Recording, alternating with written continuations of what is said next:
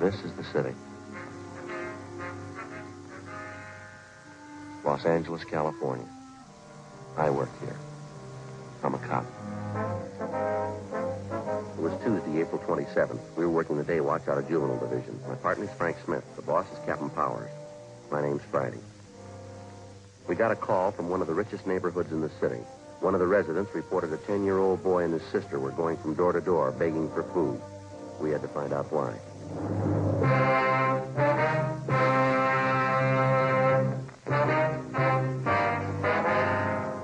Just what I was telling you on the phone. A 10-year-old boy and his sister covering the neighborhood begging for food. You ready to go? Yeah, you arranged for a policewoman? Just did. Kids are supposed to come from a wealthy family. Huh? Enough money to live in the best part of town. Doesn't make sense. Sounds like a gag. Not according to the neighbor who phoned in. Yeah. She says the kids are half starved.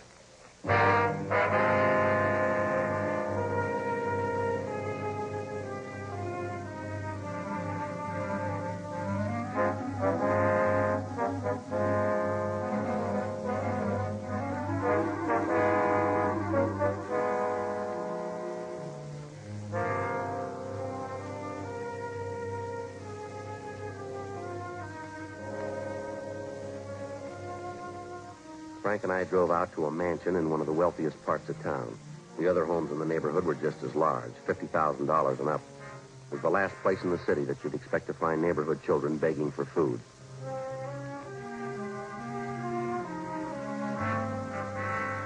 "3:20 p.m. We went around to the rear entrance of the mansion.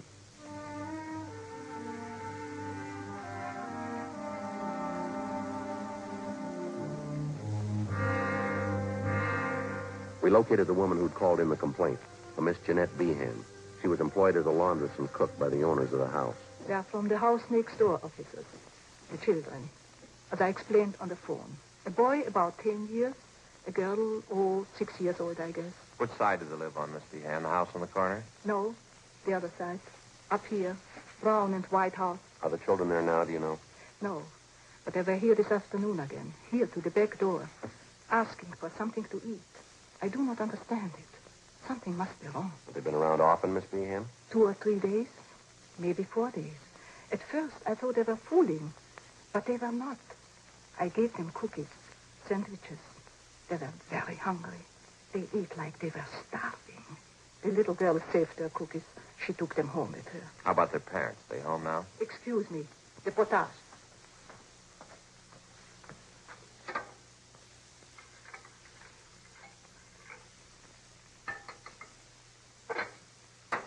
There. That's better. Yes, ma'am. No. I have not seen the mother the last few days. I understand they are divorced. The mother, she lives there with the children. The father, I don't know. What's their name, do you know? Kessler. Madame, the woman I work for, she says there are 3 children in the Kessler family. I don't know. I only have seen 2 of them, the boy and the girl. I would go over and see what is wrong, but I do not know the Kesslers. It is not my place.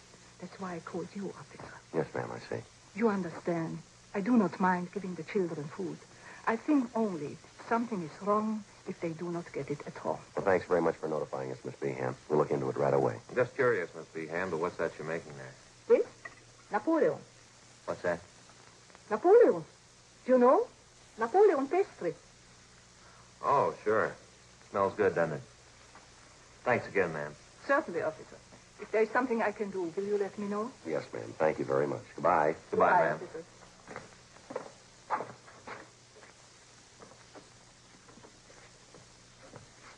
You know, it's funny, Joe. What's that? Those Spanish women make fine cooks, don't they?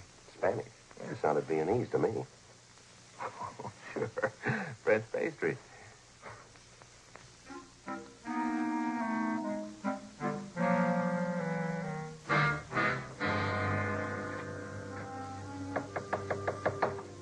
This name Kessler, they prominent in society? I don't know. There's a lot of them around. Could be. Want to try it again? Yeah.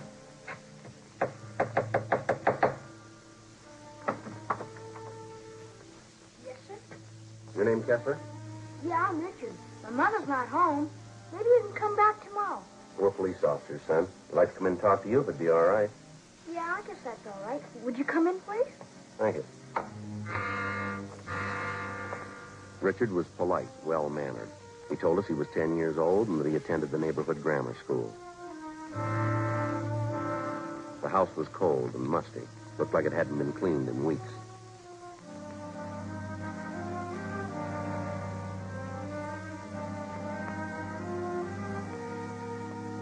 The boy showed us back to the kitchen where he was warming a can of soup that he'd borrowed from a neighbor. What do you want to talk to me about, officers?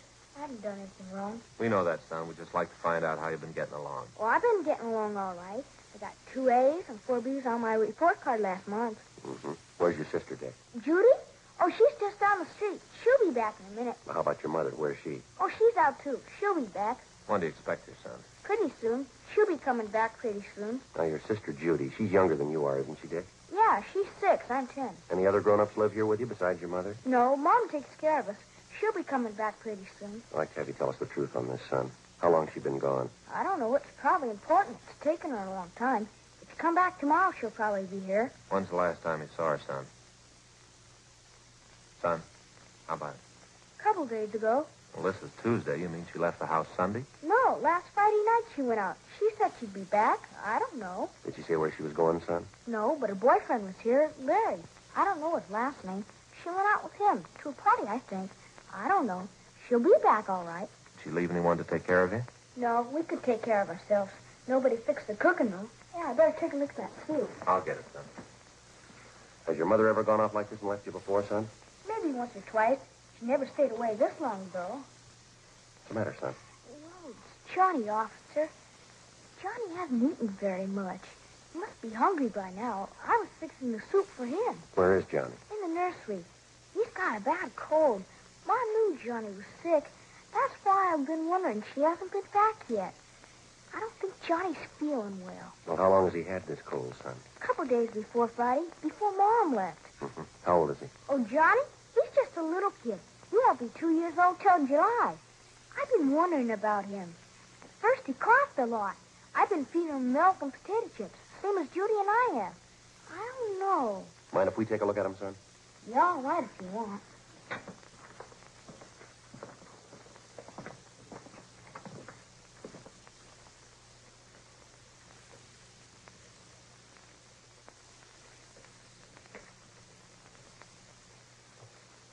Has the doctor been out to see your brother? No, I thought of calling him, but I don't know the doctor's name. I was waiting until Mom got home. This is Johnny's room here.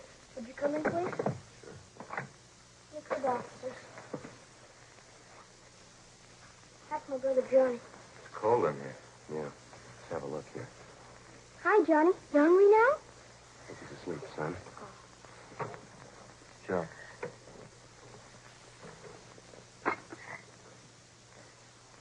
Yeah, look at his eyes. Yeah, better get an ambulance. Tell him to hurry. Right. What's the matter, officer? What about Johnny's eyes? He'll be all right, son. He's been acting awful quiet, hardly moving around at all. Most of the time, he's jumping around the crib like anything. Has anyone at all been in here to see him since Friday? Yes, sir. My sister Judy and I. We change his diapers and give him something to eat. I see. Gee, I wish Mom would get home. I'd sure like to talk to her. Yes, son, so would I.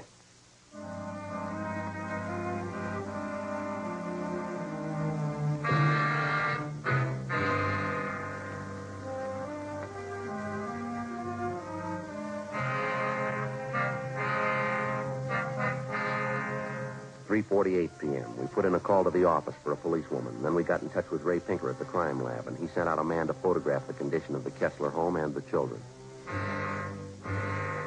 The ambulance arrived, and little Johnny Kessler was taken to the general hospital in a critical condition.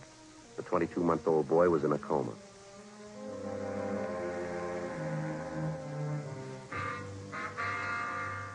Richard Kessler and his sister Judy were taken to Georgia Street Juvenile Division and then transferred to Juvenile Hall. They were placed under protective custody, Section 700 Sub B, Welfare and Institution Code. They were held at Juvenile Hall, Lathrop Cottage, segregated from the delinquent juveniles in the adjoining building.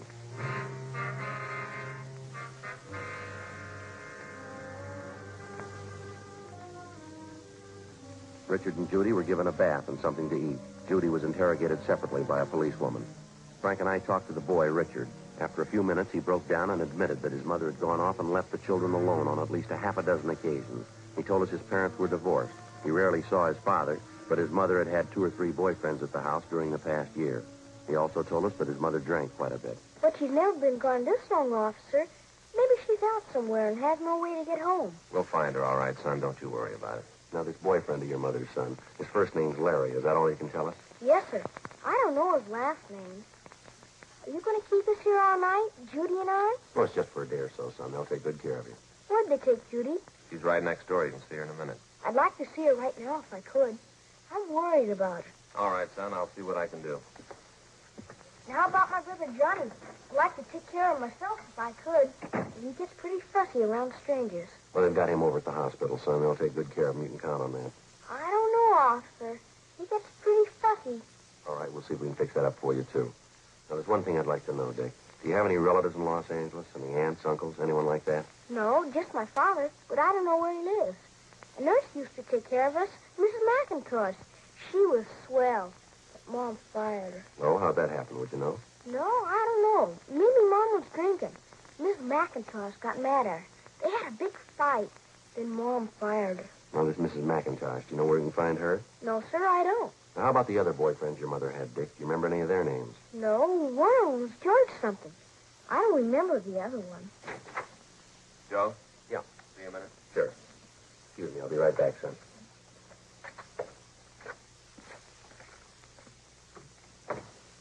The hospital just called. It's a rotten shame. What's that? The Kessler boy, little Johnny. Yeah. He just died.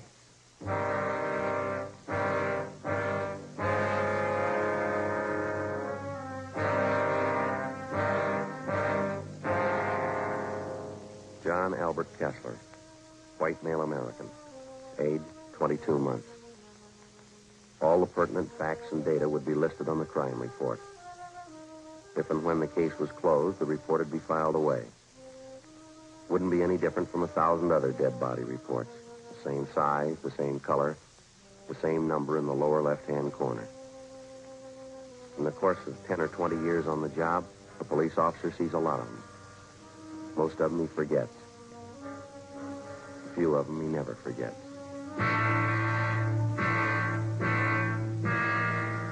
The next morning, the body was posted at the county morgue. It was found that the youngster had been suffering from malnutrition. The cause of death was due to a basal skull fracture. Homicide detail was notified. The search for the mother, Mrs. Jean Kessler, went on. We talked to her neighbors, all her friends that we could locate. We checked out an address book we found in Mrs. Kessler's personal effects. No luck. We got out a broadcast in an APB. Thursday, April 29th. Anything? Another blank. I was just thinking, Joe, the 2 kids, Richard and Judy. You think it might have happened that way? What do you mean? Well, they were taking care of little Johnny. They might have had an accident with him and afraid to tell us. Well, it's a possibility. Better chance it was somebody else, though. The mother? Well, we know Mrs. Kessler drinks quite a bit. She could have lost patience with the little fella. More chance of an accident there, don't you think? Yeah. Juvenile Friday. Oh, yeah. How are you, Bert? You did, huh? Where was that? I see. Yeah, you bet it does. Thanks very much, Bert. Bye. Might be something. Yeah. Woman answering Mrs. Kessler's description checked into a hotel on South Hope last night. Still registered? Checked out early this morning. She left a sport coat in the room. Yeah. Blood stains on it.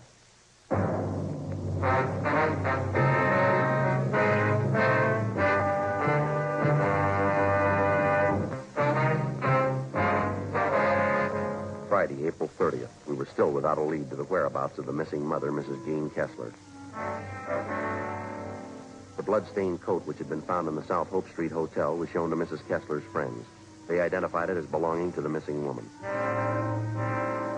We showed the coat to Mrs. Kessler's children, Richard and Judy. They recognized it as belonging to their mother. Routine investigation of the hotel room failed to uncover any further leads. We got out a supplementary APB, and then we started rechecking with the Kessler woman's friends and acquaintances. We found nothing. We inquired at a dozen taverns and cocktail lounges that she'd been known to frequent. No sign of her. No sign of her boyfriend. In rechecking her personal effects, we found a canceled check to their former nurse, a Mrs. McIntosh. The endorsement carried her address. We checked it out. She'd moved. We traced her to her forwarding address. There, we were told that she had a new job as a nursemaid with a family living in the Los Feliz district. We called there and talked to Mrs. McIntosh. She told us that she was just leaving the house with two of the children for an outing in Griffith Park. We made arrangements to meet with her there.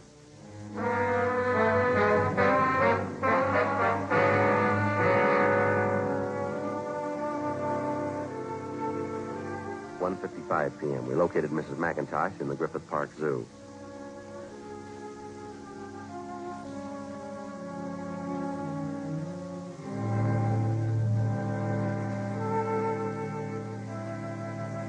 I read about it in the paper, Sergeant, about Johnny. I didn't know you wanted to talk to me. I would have called in if I did. We're still trying to locate the mother, Mrs. McIntosh. Can you help us out there? I don't know. Have you asked her those places she used to go to all the time, where she used to drink? Yes, ma'am, we have. They couldn't help us. Did you know any of Mrs. Kessler's boyfriends, the ones that came to the house? Yes, I knew all of them. Donald, don't you wander off now. Same for you, Patsy. Stay close. Now, the boy Richard was telling us about one of the boyfriends, ma'am. Name's Larry. Oh, yes. Donald, you heard what I said. Stay close. Yes, I knew that, Larry. Do you remember what his last name was, ma'am? Yes, Carpenter. Some kind of an actor in the movies, I think. Larry Carpenter. You know where he lives? No. I think he had an apartment in Hollywood. I wouldn't know the address. What kind of a man is this Carpenter? I mean, his temperament, things like that. Lazy. I don't know how much money Mrs. Kessler spent on him. Did the two of them ever argue? Did they ever have any fights, would you know? All the time. He had a terrible temper. Did he ever strike Miss Kessler? Oh, yes. I saw it happen several times. How did this Carpenter act toward the children, Mrs. McIntosh? Indifferent, I guess. They annoyed him sometimes. Lord only knows what happened after I left. And that was after you had the argument with Mrs. Kessler. Yes, it was about her drinking and her boyfriends and all the rest. I just got sick of it. I told her what I thought. She just wouldn't admit she was getting old. Not caring for the children, pretending she was still in her 20s. Do you have any idea where we might locate the father? Well, they're divorced, you know. He's a head salesman for a lumber concern downtown. He inherited most of his money. I have the name of the company at home. You can have it if you like. Thank you very much. We'd appreciate it. It's the children I feel sorry for, not her. Yes, ma'am. 3 beautiful children and the way she treated them. Poor Johnny. Poor baby. I just can't understand it. Ma'am? Johnny. I mean, to go off and desert a helpless baby, her own baby. What reason could she have to do that? I don't know, ma'am, but it better be a good one.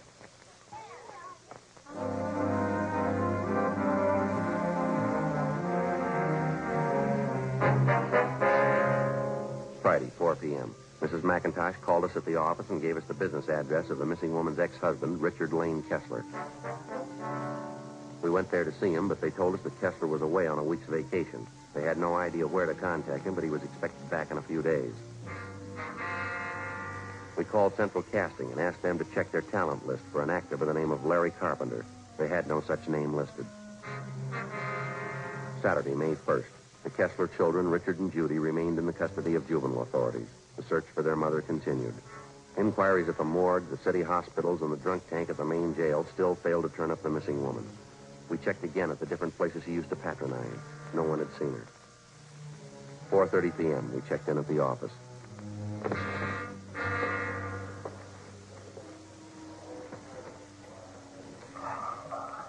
A lot of mileage today. Yeah, we haven't got much to show for it, have we? No. Not going to be much fun for those Kessler kids next Sunday. Why? What do you mean? Second Sunday in May. What about it? Mother's Day. Yeah. Thanks. Here's a good piece of news. What's that? Kessler woman's boyfriend, Larry Carpenter. Yes. Says he saw his name in some of the stories that broke in last night's papers. Doesn't want us to consider him a fugitive. Yeah. Says he'll be at his club all day today. Let's go. Says here not to disturb him unless we think it's important.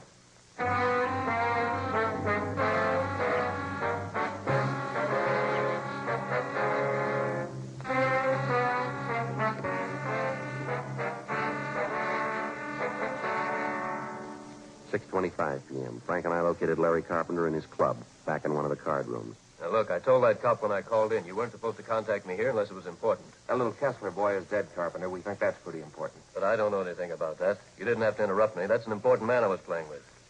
What do you want to know? Where's Miss Kessler? Why ask me? I don't know. You're a pretty good friend of hers. You were the last person seen with her. That was a week ago. Went out to a party last Friday night. I haven't seen her since the following Monday.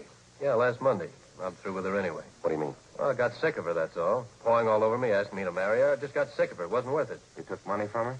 Yeah, a little bit to tide me over. She had plenty. Why not? Where'd you last see her? I can give you the address, but keep your voices down, will you? I wouldn't like this stuff to get around the club. Were you at another hotel with Mrs. Kessler last week? Yeah, on South Hope, around 9th Street, I think. That's where you found her coat, huh? What do you got to say about that? The bloodstains? Sure. Crazy dame. I told her I was through with her, and she tried to hit me with a bottle. Cut herself. I tell you, it just wasn't worth it, that's all. Yeah, well, I guess you can prove everything you're telling us, huh? Of course I can prove it. It's the truth. What about the little boy? How'd that happen? I didn't have anything to do with it. It wasn't my fault. How'd it happen? It was that Friday night, just before we left the house. The old lady and I were having a few drinks. She put the little kid to bed, but he wouldn't stay there. He kept getting out of bed and pestering us. All right, go on. She finally took the kid, gave him a good spanking, and threw him back in bed. I think he hit his head on one of the posts in the crib. Why didn't you do something about it? I told her, but she said it was nothing. It didn't matter. We got our coats and left, that's all. Kids were all right when we left. You mean all the times you and Mrs. Kessler went out, you knew those children were left alone in that house, huh? Yeah, well, she's the mother, not me. Now, look, I kept this game waiting long enough. Yeah, well, it's going to wait a little longer. Come on.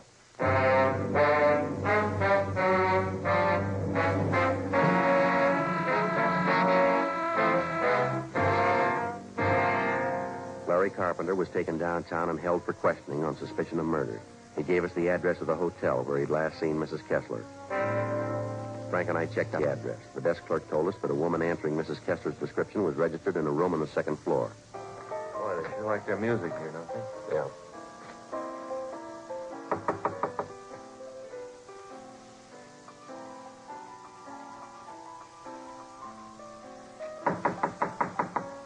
Who's there? Who is it?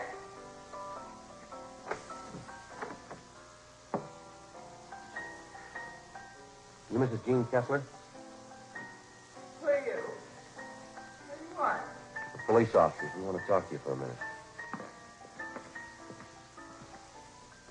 I didn't do anything. What do you want me for? It's about your children, Mrs. Kessler. I didn't do anything. Little Johnny was sick, that's all. It wasn't my fault. I didn't do anything. That's not what Carpenter says. Larry? Have you seen him? Is he coming back to me? All right, come on, lady. You better get up. But I've got to have Larry back. He's everything to me. I love him. Where is he? Now, look, lady, you've been gone over a week. Aren't you a little worried about your children? Oh, they're all right.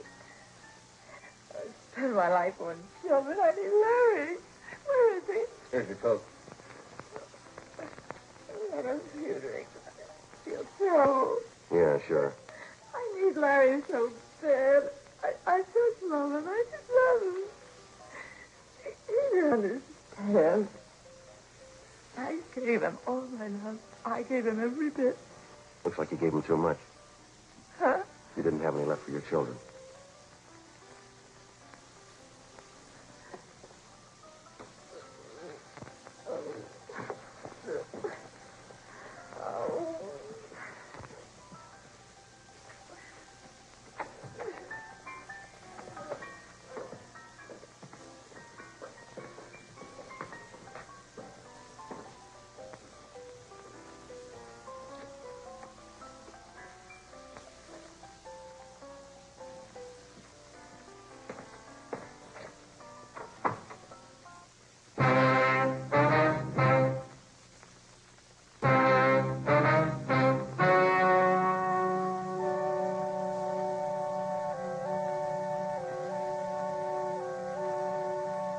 On July 2nd, trial was held in Department 87, Superior Court of the State of California, in and for the County of Los Angeles.